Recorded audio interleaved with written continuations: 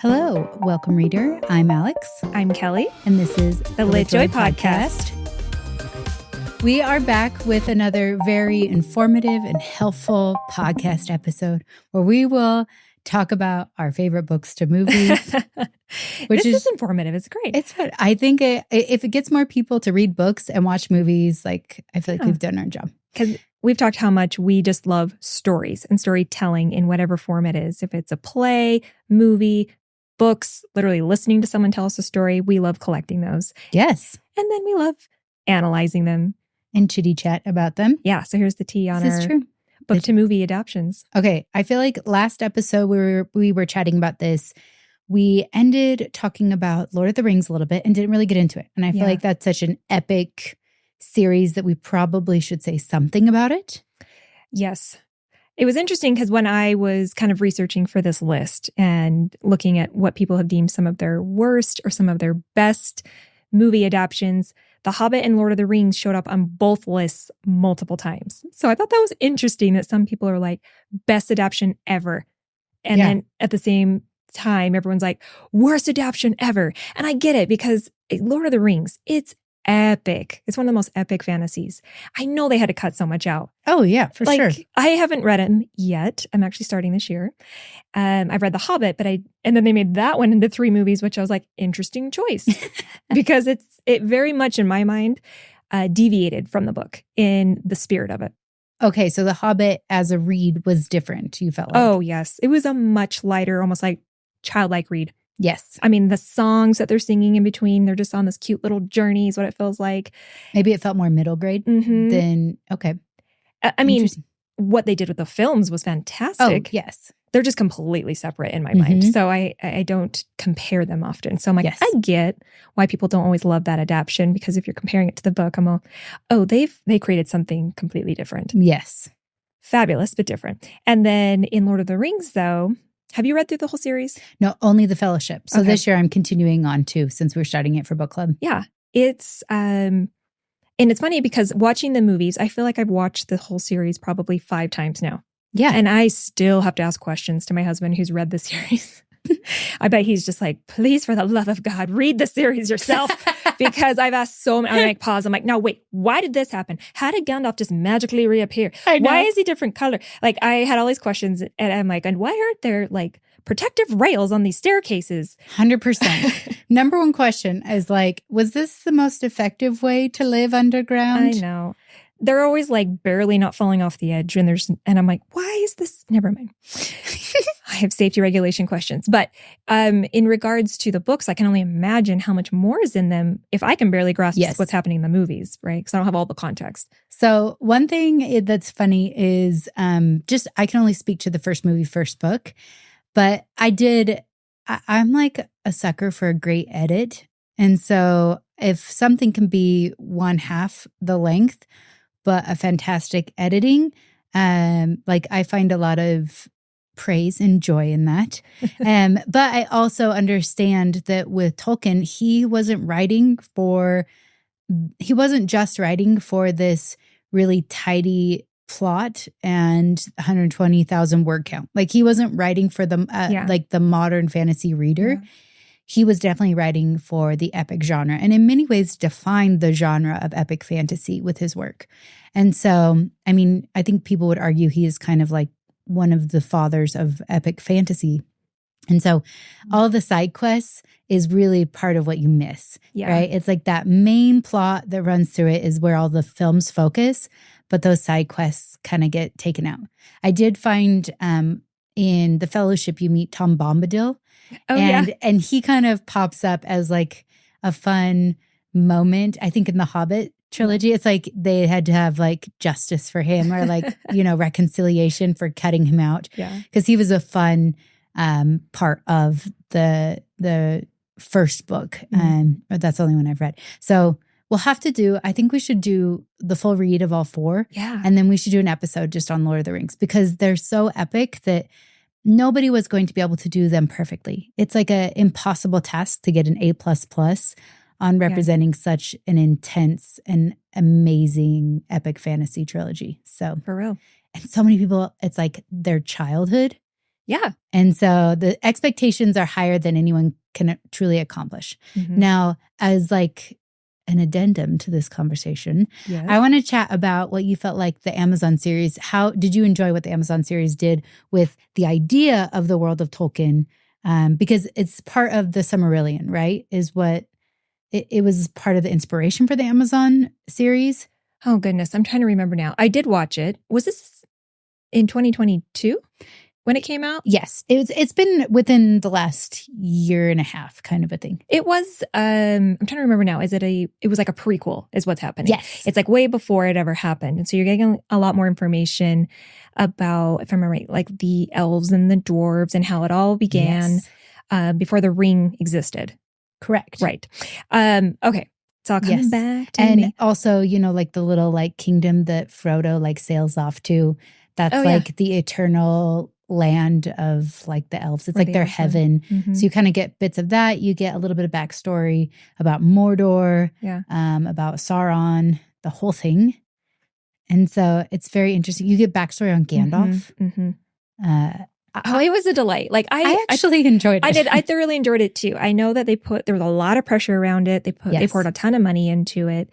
And I thought, the CGI and the acting, everything was great. It just felt like I couldn't absolutely embrace it the way I wanted to without having the full context. Yeah. And that's a me thing where I was like, I need to read the books to feel like I get the full Easter egg context hype about what this series is doing. So in one regard, I absolutely loved what it was, but I felt like I was missing some depth because I hadn't read the books. Totally. That's how I felt. What about you? Yeah. I think maybe we go back and watch it after we read all the books and kind of reassess. That would be a fun project. We have to read those and watch those for work. One of the things I did love about it, though, is kind of had a Stardust moment, like a fallen star. And I thought that was really whimsical. The TV series to me felt more whimsical than any of the movies did. The movies felt very epic and cinematic, but I liked that the TV series had a few moments that like allowed you to sit with the predecessor of the Hobbits a little bit more, and they had such a fun storyline, and you kind of got. I mean, and I love backstory, but yeah, there were moments of like magic that you just didn't see in the other ones that I really enjoyed. So I'm excited to go back through and do a full audit. Yeah, and we can judge the Kelly and Alix of now, judge us of now and our knowledge now versus what we will know then. To be continued on the Lord of the Rings discussion, because you're right. I'm like, I think we got to do a full deep dive. Yep. It feels like it's time. It is time. I'm like, okay, I think we should. We talked about The Hobbit though, right? We did in the first episode. So we'll link to that to make sure. Yeah. But The Hobbit's another one where I'm like, did we fully discuss? Because that was crazy town to me that they made 3 movies out of that. I loved it. I thought The Hobbit was so entertaining. I know. And I totally get why some people were like, what the heck? Why didn't you give more to Lord of the Rings? The Hobbits did not need 3 movies. But I personally loved the dwarves in it and the main dwarf, his story arc. Yeah. And I'm excited. Let's come back to this and discuss it. Yeah. Let's read the books again and have like a full in-depth discussion. But I think I think it might be interesting for people out there to give us their take on their favorites and not so favorites. So maybe we'll ask our listeners, our readers out there, because it would be fun to do an episode and to ask them like favorite parts, least favorite, what character to movie was the best, what one was the worst. I love the tea. Sometimes I feel like The Hobbit just boils down to an analogy of an extrovert who decided to ask an introvert to follow him on an adventure. Yeah. Like it's all about introverts and extroverts for me sometimes. For sure. And he's like, but I want to stay safe in my little Hobbit Shire. I know. And I'm all, it's me. I'm the Hobbit. And I'm like, we're going on an adventure. Come on. It's always good to have a friend. Nice balance. That helps get you out of your Shire. I know. And I just think that one of my favorite casting of all of the members, and we'll see if this is the same after the reread, is Sam. Oh, yeah. I thought Sam was such a beautiful character in the books and in the movies. So one of the best BFFs in literature of all time. He is. Really is. Sweet Sam. I know. And that moment at the end of Lord of the Rings, we'll have to wait. But I'm just like, I can never get that out of my mind when I think about the movies, when he first wakes up. And I'm all, they're so gay for each other. It's all right. It's a little gay. It's a little gay. It's all right. It's all right. It's all right, because I think it's just part of their culture. There's just a lot of love. Kind of. There really is. They're just so sweet and innocent. That's where I know people have talked a lot about that, but I'm just like, stop. They're just happy friends. It's it. Even if they are gay, I don't think that Tolkien, I think there was like an innocence to his writing. Oh, yeah. I don't think he was like taking us down that path. It was just like, this is clearly what a best friend does for another best friend. Speaking of Tolkien, I don't know. Is he one of the first authors to have created an entire language for his books? Oh. Because he wrote the Elven language first. That came before the books. Actually, he started writing it for his children when he wrote Letters from Father Christmas. It was like, fun fact, I took a linguistics class in my degree. And he's such a 5. I had to pick a language to practice with, dissecting the linguistics on. And I was all, obviously, I'll pick something that's totally nerdy and in fantasy. So I did. I picked that's amazing. The Elven language and had to work through the different rules of it, but not my favorite. But I thought it was fascinating because there are books sold on his language, like the whole rule system to it. And I was just like, what other author has done this? Like, I'm sure it's existed out there, but I'm wondering if he's one of the first. He's just genius. So it was incredible. Yeah. He was the person who did exactly what he was meant to do. Mm-hmm. I just love that you picked Elven. That's Kelly thing. Fun fact. I love it so much. Linguistics, by the way, even though it's all obviously in the English world, it is basically the math of the written word. Yeah. And I was not great at it. You're like, and I wasn't happy to be there. I admit, no. But it was such a fascinating class. So yeah. Okay. We don't need to talk about this anymore. Moving on. It's good. It's all good. What should we talk about next? What movie? Okay. Or what show? I think we can pivot into drama. Dun, dun, dun. Yes. Let's do it. Okay. I put one drama on here particularly that I thought was fascinating and I'd love to recommend. It was Big Little Lies. Ooh, yes. This one is more adult. Liane Moriarty has the ability, we've mentioned her before. She's in women's fiction. She is a brilliant writer. I think she's Australian. Yes. And she just has this ability, I feel like, to encapsulate a character so clearly in 1 to 2 sentences. The character will be behaving a certain way. It'll be described in 1 to 2 sentences, and you get just like this perfect little summary of who they are, what motivates them, how they behave in front of others, what they're hiding, what they're not hiding. And I would say they are drama, mystery, thriller, women's fiction. And Big Little Lies, I recommended this one because it's one of the ones that has received enough traction to have just a blockbuster cast. It's not my favorite of hers, but by no means is it less than a 5-star. It's just I have other favorites. And I loved how this one was dramatized. It was so good. It had Nicole Kidman. It had Shailene Woodley. It had just like Reese Witherspoon. It was an amazing cast. Oh my gosh, yes. I'm getting them all mixed up because I've read a lot of her books now, and they all have similar kind of like threads ideas. And casting and threads. But everything that she writes, she's got, like you mentioned, this gift to write these unreliable characters. Yes. And it's never just like the main protagonist or, and it is all of her characters are equally like suspicious. They're all sus. Yes. You're just trying to understand like, well, obviously that's the mystery in it, right? She does a good job building that up. But you feel for all of them too. So whatever the resolution is, it feels like not like a victory. By the end of the book, you're kind of like, I am very torn on how to feel about this. And I like that she creates that dichotomy of characters to really enhance like this human experience that we have.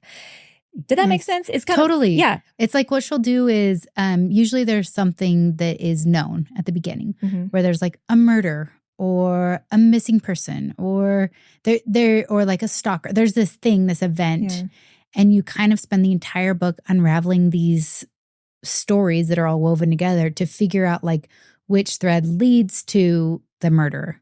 Like, how did this happen? So in Big Little Lies specifically, this took place in the book on a coastal town in Australia, but this one in particular is filmed in Monterey, California. Yes. And it's basically like all of these moms, the thing that all these women have in common is their children go to the same elementary school. Oh, that's right. And they have like a parent at the end of the year, they have like a parent mixer where somebody dies.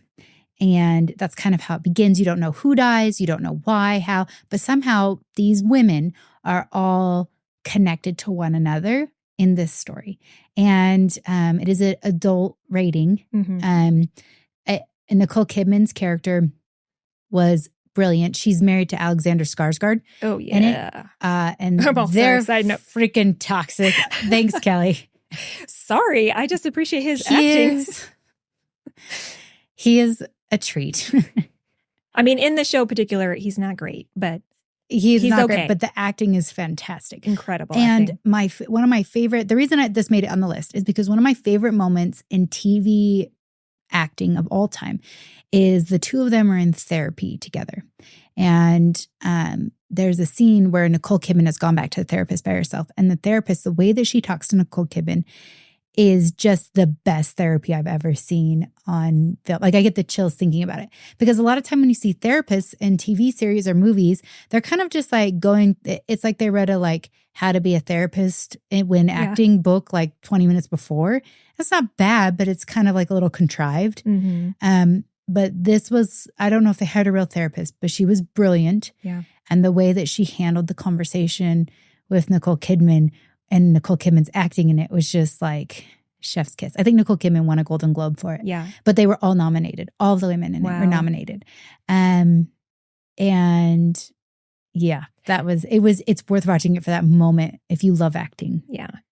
I'm like, we're not going to spoil this one for you because there's a reason that she has to go back and kind of talk to the therapist alone. And all those moments are like, you're right. I kind of like almost like chills. Like it's chilling and haunting and it's real. Yeah. I bet it hit a lot of people, honestly, watching it.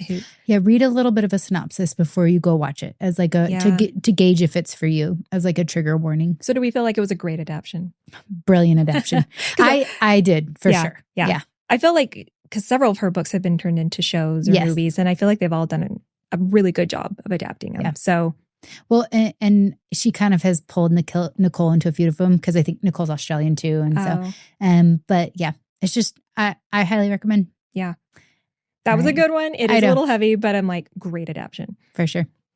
Okay, on to one of my favorite adaptations. Science thriller. Yes, science thriller is a category that I weirdly love. I love science thrillers. I know that so many of our listeners are probably in the fantasy genre or like women's fiction or romance, but there's just something so epic about a great like thriller, science thriller, because how do you make science thrilling? And I'm like, I'll tell you how. I'm like, dinosaurs and Mars is like the two that made the list. Do you combine them together? Dino Mars. Somebody write that. It's all up to you guys. So first up on the list is Jurassic Park. Avi. Yes. Jurassic Park. I was just like, nerd glasses on. Prepare yourself. I have watched behind the scenes makings of Jurassic Park. It was in a lot of ways, there's a few directors out there who really push the like envelope with film and film capabilities. Mm-hmm. So like Scorsese and Cameron. And so Steven Spielberg in this one particularly, they had originally planned on, well, first of all, Michael Crichton wrote the book Jurassic Park, and I read the book with my husband, who was like, immediately we have to read this together. And I was like, done. So the book is heavier on the science, and it was a 5-star for me. It's a great read. I would highly recommend it to anybody who just wants to be entertained for an entire book, because it is very entertaining. But it is not nearly as cinematic as what Steven Spielberg did with it. And I thought he did a fantastic job of taking this really cool book and turning it into like an obvious blockbuster hit. It was entertainment for everyone. And they did take some moments from book one and actually incorporate them into the second and third movie. So you don't get everything from the book and the movie, but they add a lot more to the movie than was in the book. So when they originally were going to do this movie, I was like, thank you for coming on this journey with me. When they were originally going to do the movie, they were looking at claymation because they didn't have digital animation. Like at this time, like like George Lucas and like Ed Catmull and John Lasseter with like Pixar, they're all like trying to come up with like digital animation because it's like not a thing yet. And so Jurassic Park was actually one of the very first films that had like visual effects of that scale. They were interacting so like obviously with humans because the claymation just didn't hit. And Spielberg was like, this just looks like an old film. Like, we can do better. And so the poor claymation department was like fired. But they did, I think that they incorporated some of those same artists into creating the digital animation of the dinosaurs. And so it was kind of like the first time they had a few actual dinosaurs that were like live, like animatronics. Yeah. I was like, I know they made animatronics for any ones they interacted with, I think. Right. For like the like Jurassic, or for the like Triceratops that was laying there, and then like the Brontosaurus and the T-Rex. But then for like all of like the smaller ones that were running at them, like those are all the animation. And it was just so rad. I was just like, I love when science films make new science to make the film. I was just like, it's like people living in their like best self. Yeah. You know? It's feeding the beast, you know? It's like, it is. Figure it out so you can keep making these amazing movies. And it's not the same reason why, it's James Cameron. Was it Cameron or Spielberg that did Avatar? That's James Cameron. Okay. I was like, same reason. He was like, I'm waiting for like technology to catch up for me to do the first film / second film. And I'm all, that makes sense. And Jurassic Park, the movie, obviously is like a classic now. Yes. It is just like, who hasn't seen it? Actually, I know somebody, and I was like, we are going to have a movie Idiots. Yeah. I'm just kidding. You're all lovely people. I don't know. It's incredible. We love all the behind the scenes stuff, clearly. We're always on IMDb while watching movies, learning like, did you know? And our husbands are like, please stop. We just want to watch the show. And Alex and I are like, we're just going to go watch it over here. Yeah. We kind of just don't like invite a lot of people to movies with us. Because we're like, we'll sit by each other and narrate the entire time. We get that we're not always fun to sit by. We're not always. We think we're fun to sit by. That's all that matters. Yeah. Okay, well, it's true. Let's talk about the next sci-fi science thriller. Excuse me. Yes, it could be sci-fi, because I guess it depends on if you believe we've landed on the moon or not, or on Mars or not. I think humans have been to Mars. Hello, readers. This episode is brought to you by Brandon Mull and the LitJoy collection featuring the beloved Fablehaven series. One of the things I love about this series is not only are we releasing them one at a time so that more people can afford to collect them, but we also are doing this beautiful debossed leatherette feature on the covers, so it feels like your own magical field guide that you're carrying with you. So each one has a different leatherette cover with different designs on it. It's going to be so beautiful. I love that. And they're priced at $39.99 a piece. And each book in the series is going to be available for purchase, as Alex mentioned, separately throughout the months. And it's going to be going all through 2024. We'll be dropping these books starting with book 1, which is Fablehaven. And that is dropping on March 13th to our private VIP group, our Lunicorn membership. And then on March 14th, it opens up to the general public. Perfect. And if you want to learn more about these, be notified, or just shop, you can go to litjoycrate.com/Fablehaven. That's /FABLEHAVEN. But that's because exciting. I like to just stay open to all the conspiracy theories, because we don't actually really know. So we need to do a whole episode on like alien books so we can get into it. Like Alix and her. I just feel like I'm very open to possibilities. Totally. And I never really like doubled down on one. So sometimes I just don't know what to be open to. But when you bring it to me, I'm always like, yes, I'm clearly. Like, here's all the evidence based on Reddit. So what we're talking about is The Martian. Welcome. By Andy Weir. Yes. And we've talked about Andy Weir's books before. We love his stuff. Love them. We talked about Project Hail Mary a couple times. But The Martian is the only one that's been adapted into film. Yes. And I'm sure the other two have been optioned. Like, it's been a big enough of a success that I bet if we looked it up, they're optioned. Yeah. But if it ever really makes it to a movie, is like, who knows? You know, it would be so good as a movie. Well, here's the thing. I'm putting it out into the universe because I know for a fact Illuminae Files, Jay and Amy's book. Yes. I know it's that Brad Pitt optioned it for a film, but it's just, I don't think, like, they can sit for years and then like they can sell the rights over and over again before it happens. But I'm like, Brad Pitt, I know you're a loyal listener to the LitJoy Podcast. And we would like to tell you should make Illuminae Files into a movie. I feel like it would fit right into that Martian Absolutely. genre. It's so good. You'd have so much support. From us.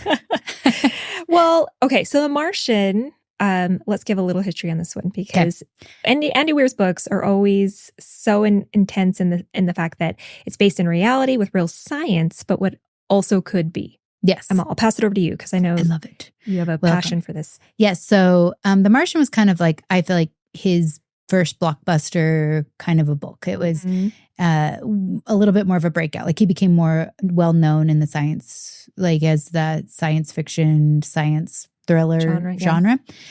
And since then, he's written a few books that have also done really, really well. My favorite is Project Hail Mary. The Martian was adapted to film with Matt Damon. Matt Damon playing the lead. And he is part of a crew of astronauts who land on Mars to conduct research, live there temporarily, and then a huge storm comes in. Isn't he a specialist in like agriculture? Yes. So he's like this, can the soil grow life? And essentially gets stranded on Mars during a sandstorm. They all assume that he's dead. And so they take off and he's not dead. He survives. And so he claims to be the president of Mars. He is a Martian. He has a great sense of humor. So it's worth watching because Matt Damon, I think he won an award. He was for sure nominated. I think he won. Because it's basically like a solo movie. It kind of reminds you of like Castaway or something, right? For sure. Where he's carrying the entire movie. Yes. So if he didn't win an award, he should have. Yeah. We will boycott. Just kidding. Where would we go? So do you remember how long he was on Mars? It was a couple months. It was long enough that it could be for several growth cycles of potatoes. And so however long that takes, like, I don't know, 6 months. So essentially he had to survive on some food because you run out of food on Mars. Yeah. And he figured out how to take his potatoes that they had left over and grow more potatoes. Yeah. And it's just so awesome. I'm like, it's just sciencey enough and very thriller. It's just genius writing. I know. It's just genius. Because again, when it's all based in factual things, it's just, okay, let's put it on Mars. Like, what would you need to survive on Mars? Yeah. And then that's like the premise. And he doesn't leave anything unturned, meaning he gets into the nitty gritty of just like how gross it can be. Going to the bathroom in space. Going to the bathroom, or what he has to figure out for himself, just for hygiene, for food, for sleep, like in just sanity. Yep. You know, so he gets into the nitty gritty of like, what's it actually like versus something like Outlander, where I'm like, you guys have been traveling on this muddy, dirty road. On horseback in a dress for months. And he's like, yes, I would love to go down on you. And I'm like, what? Yeah, book to movie adaptation, some major red flags with Outlander as far as personal hygiene is concerned. I'm glad you knew where I was going with that. And I just spelled it out for everyone. Yeah.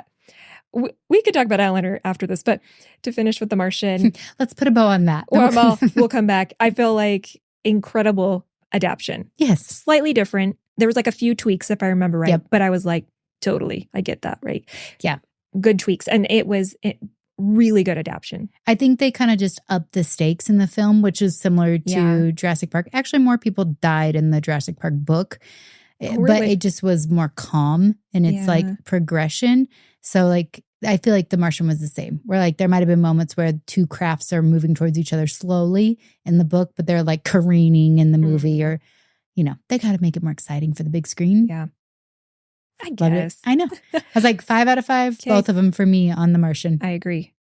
Riddle me this. I love it. In Jurassic Park, the guy who hides in the porta potty toilet area, the little weasel guy that gets eaten by the T-Rex. Does that happen in the book? Do you recall? Yeah. So he's a little bit more weaselly in the movie. I mean, he's annoying in the book. Yeah. But yeah, he meets a fated end. For sure. Okay. It's not exactly the same. It just felt like really dramatized in the movie, I remember. Yes. About how he like blows everything away and he's somehow left standing on the toilet seat. Like, and then he like pulls him and his legs are like, wah, wah. I know. There was more drama. I will say also Jeff Goldberg. Yeah. I enjoyed him in the movie. Like he is more of a main character throughout the series. Okay. along with Alan. Like he's more of a main character. He was great in the film, but so he was great. He was so perfect for that character. He was like spot on. Also in Ragnarok, my favorite role for him. But that's an aside. All right.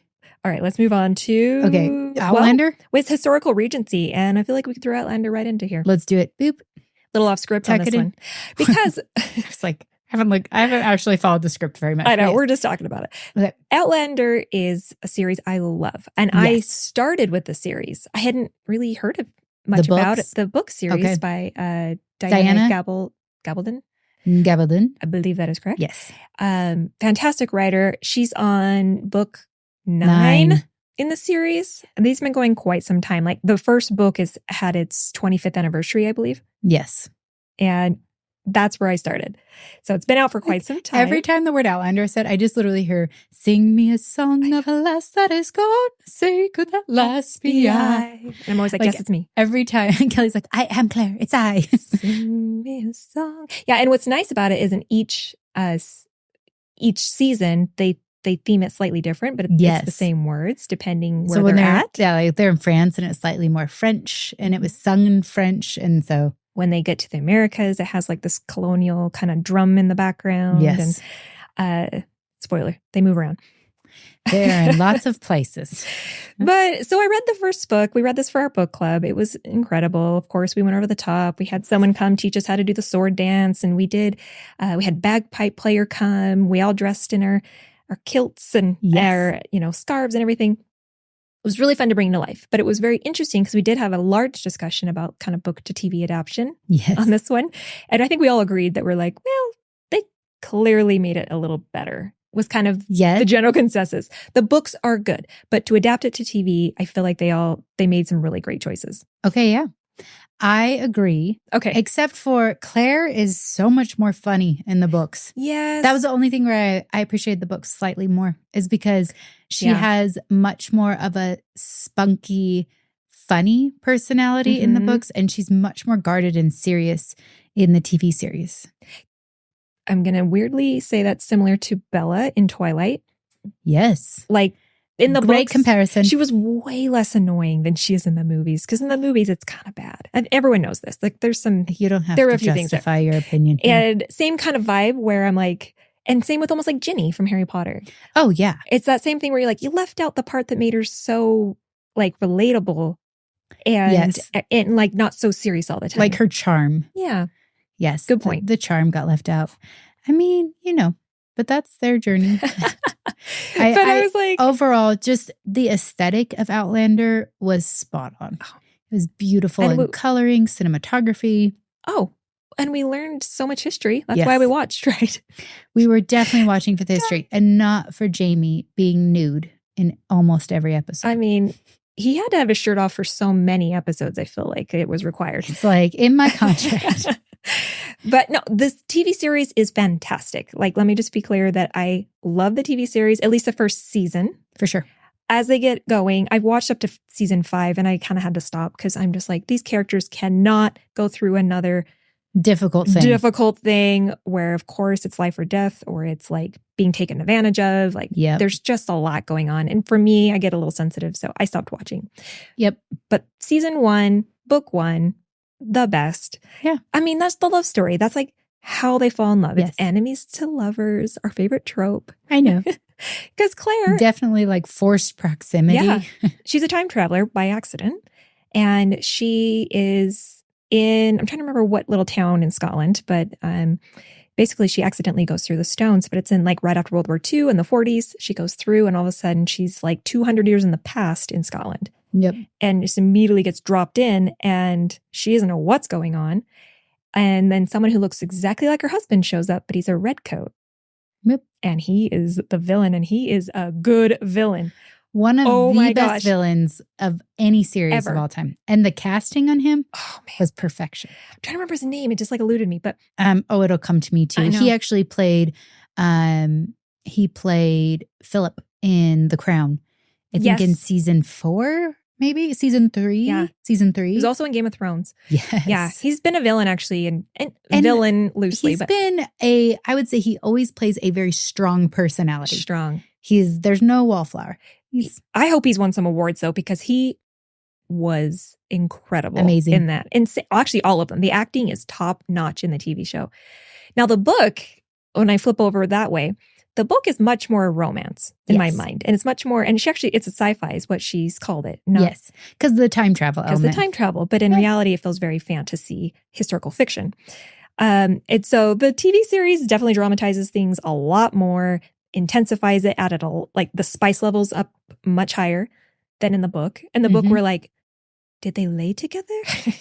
As a man and a woman lay together, they did. The way the wording is so flowery around it, I'm kind of like, I'm confused. Was there a insertion? You're not confused on the insertion.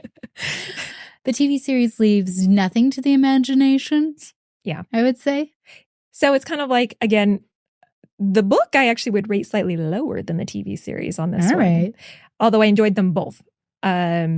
Just for entertainment value wise, I'm like, go with the TV series, but know that it is very mature. Yep. And then the book series is more like PG-13. Yeah. That's kind of how I'd feel to say about it. Yeah. But I'm excited I want to read a few more than the series. I just haven't gotten there yet. But it is great. It's wonderful. And yes, I now have a giant crush on Sam Heughan, who plays Jamie, the main love interest. Emma, it's fine. I'm just going to buy kilts for my husband. Don't worry about it. It's true. And he doesn't have to ask questions. A utility kilt. This is TMI at this point. It's good. We got to cut her off. All right. Moving on to the next one. My favorite Regency / historical adaptation is Joe Wright's Pride and Prejudice with Keira Knightley. Yes.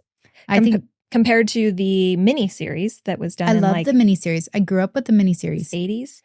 90s, 80s, 90s. Yeah, Calm First. So 90s. Yeah. It's my favorite movie of all time. So it exceeds genre for me. Yeah. I'm struggling. It's just the cinematography in it is, in my mind, like perfection. Mm-hmm. And yeah, every single I've actually watched this film probably like 50 times, but there is an entire like editor's cut where they actually just have like or director's cut where he just like talks about every single scene, and it's his voice as the film. It was on the DVD. I have the DVD. I need to watch that. I know. So it's the director's cut. Essentially, he just annotates like how we do with our books, but he talks about everything in the film. He talks about every single shot. There's so many details. So I know so many nerdy facts about that film. You're like, I don't know where to start. Yeah, I'm like, the main actor who plays Darcy is like, definitely afraid of horses. So he had to shoot a few scenes where he's like on horseback. Oh. Like there was lighting that was off on a few. So he talked about how he had to adjust the lighting. He's like, you kind of lose detail here. And he's like upset about it. You could tell he's just such a perfectionist. And so it was beautiful. He talks about how they have like one scene in there. It was the longest continual scene through with the highest volume of actors. So there's the one scene where they're all dressed in white at the ball, and it's where Wickham doesn't show, and Elizabeth is looking for him. And the camera has one continuous scene through the entire party. Yes. So everybody has to know their parts perfectly because they come in and out of the scene at just the perfect moment. Yeah. And so they had to act the whole party like as exactly as it was written. So there's that scene. There's the one with Darcy and Elizabeth where they're like dancing and then everybody's gone. I don't know. I was just like, I loved it.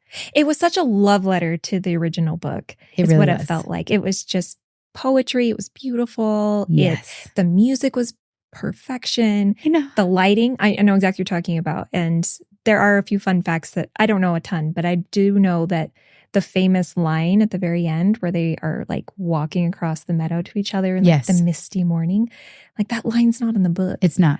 But it's such a good one. Like I see it all the time. I'm trying to remember. It's the quote. It's like I ardently love you. Most ardently. Thank you. And wish to never be parted from you. Oh, and I literally was like, he's like, I love you. And wasn't he actually sick during filming that scene? Yes, he was very sick. Poor guy. He's all right, let's go. And they like had fog machines. So like all that, they got it. It was actually, so when they were filming it, they had like the fog machines in there to get the scene. And he's like trudging. It was amazing. My favorite part, what I feel like was the most brilliant love letter to the original, was how they did Mrs. Bennet. Yeah. Mrs. Bennet is, in my mind, is my favorite Jane Austen character. And I feel like one of the best written mothers in literature. Oh, she's hilarious. And she was perfection in the film. Yes. And in the book. I thought that was who he captured most perfectly. So, because she's a little silly, right? And yes, very much so. The parents in general it's a little, one's a little bit neglectful almost. Yes. And a little standoffish. The other one's a little bit too into their lives Society, and pushing things on them, But I remember the scene you were talking about, the continuous scene at the dance. I think I immediately saw Mrs. Bennet because she's like sitting up high and her feet are dangling and she's got rosy cheeks and she's just drinking drunk so much, and she's like eating ice cream. And she's just eating ice cream while like her ankles are hanging out and she's like, woo, with her feet. And that's exactly what I pictured when you were talking about that. I'm all, Mrs. Bennet's perfect in that. Perfect. Yeah. Oh, it's so beautiful. She's always like, my nerves. She's all, have you no concern for my nerves? And he's like, on the contrary, they've been my constant companion these 30 years. It's fantastic. I know. I'm like, J.R.R, I'm like, this is a love letter to you. I'm like, that was the best movie ever made. It really was an incredible adaptation. And I know people always, there's some controversy, I'll say, in the bookish world about which adaptation's better, because the original one with Colin Firth in that miniseries is very, very, very true to the book. Oh, it's every word of the book. It's like, literally so it is every exactly word. The book, yes. Whereas there was some, liberties taken with Joe Wright's version, but I'm like, it's the spirit of it in which I always use my judgment. And I was like, that's the spirit of the book. That's why we all fall in love with it. And it's stood the test of time, And that's why we made it our first classic that we produced at LitJoy. Yes, and there's a teeny nod on the back of our Pride and Prejudice to Chatsworth, which is the home where they filmed as Pemberley, which is Darcy's manor or his home, because he's a duke. That sounds right. Yeah, I think. So he, you can actually go and visit Chatsworth, which we've done. Oh, like one of the greatest days of our lives. I might like 100%. It's in like the top 3, only because top 4, because I think I have to put the birth of my children and my wedding up there. But if we don't count those, best day was at Chatsworth. I know we started off with tea. Yeah. We had a whole tea experience with the crumpets and the cakes, and it was amazing. And what used to be the stables, they turned into like a tea room, which is amazing. And then we just toured the house and the grounds for literally the entire day, and it wasn't enough time. It wasn't, and they made us leave. They found us in the gardens. They were like, "We gotta go." Is it in Derbyshire? Yeah, the Duke and Duchess of Derbyshire. It's their property. Yes. And so that's where they filmed it. And there was moments where you're like, I'm walking exactly where she walked. And it's just so cool. They have all the statues that they do in the show. Yes. They've placed them in different areas. And the little gift shop is really cute because they have brought in a ton of like Pride and Prejudice stuff. And not that that's helpful for the movie adaptation, but if you're ever in the UK, like make it a priority. Also, Stourhead Gardens. We've talked about it before. Yes. Like, it's worth going down there. That's in the southern part of England. Yeah. So both of them, 100% worth making the trip. Mm-hmm. They were amazing. I just love this movie so much. So, and basically what we're saying is it's an incredible adaptation. The book is a classic, must read. But the movie, you must watch it every year. Because we do that at least once a year, right? Just naturally. I feel like I rewatch that one all the time. There's something so comforting about it. Yes.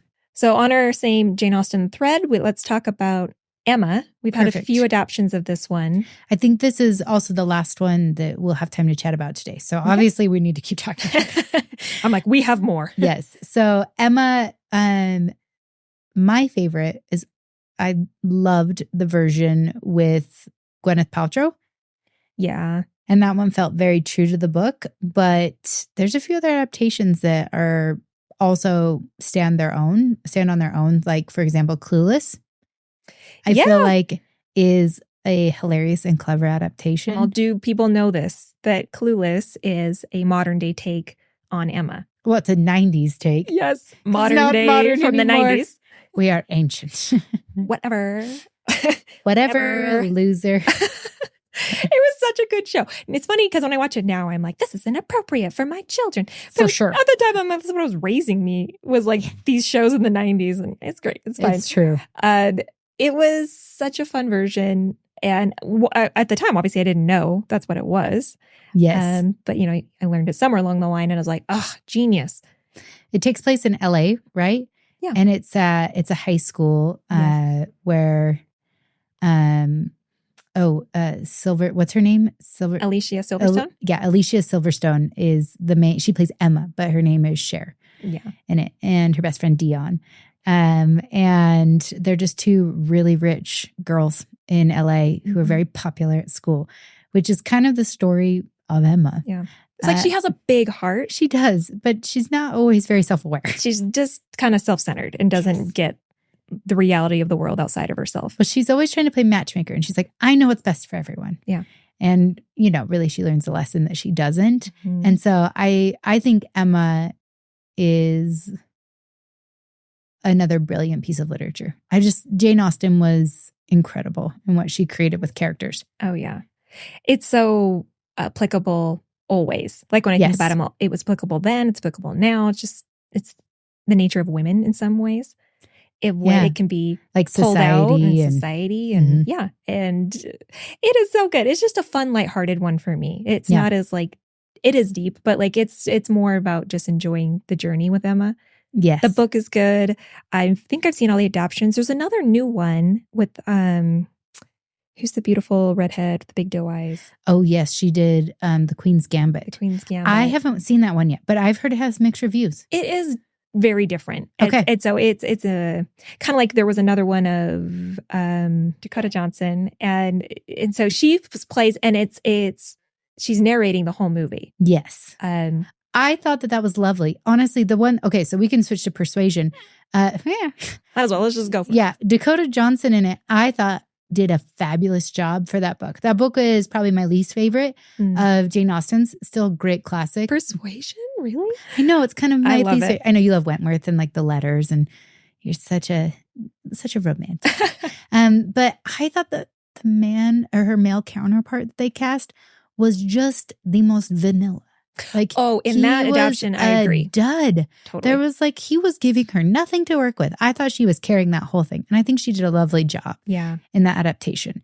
But I felt bad because I was like, you deserved at least someone with a pulse. Yeah. I don't disagree with you on that adaptation. I was kind of like, it's all right.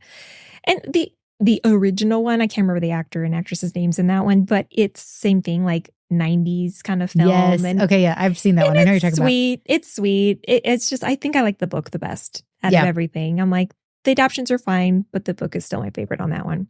Nice. And then like Sensibility is another one of my favorites. And it's 50s for me on this one, just like Pride and Prejudice. Well, yeah. How do you beat Emma and Kate and their acting? They're just like two of the greatest. Oh, and Alan Rickman. I know. They did so, and Alan was so good in it. He was so handsome in it. I know. I was like, I've never been attracted to you before, but I kind of see it. You're like, okay, I guess. He had like more fluffy hair and he just had such a beautiful heart in it. And I love that moment where he's like, give me a purpose or I will go mad. And I was just like, and I love you. You're like, I'm so into this. Yeah. I don't know. When, his lemon just gets sick. Yes. And he's just dying to do something. I am just like, I felt that one.